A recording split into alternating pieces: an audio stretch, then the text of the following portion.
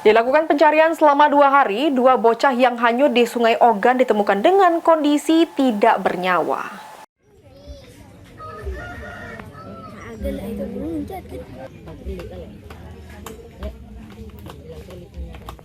Setelah dilakukan pencarian selama 2 hari, 2 bocah yang dilaporkan hanyut saat mandi di Sungai Ogan Jumat sore lalu berhasil ditemukan.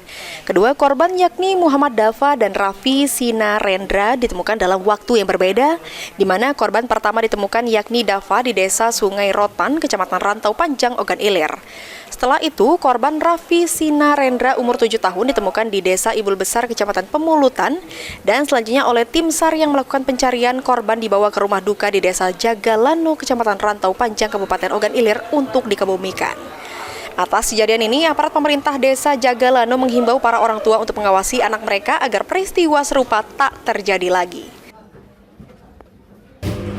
Memang itu warga kita, warga Desa Jagalano, 2 orang yang tenggelam tersebut memang benar warga kita Desa Jagalano. Informasinya dua-duanya sudah ditemukan, Pak, ya benar, Pak?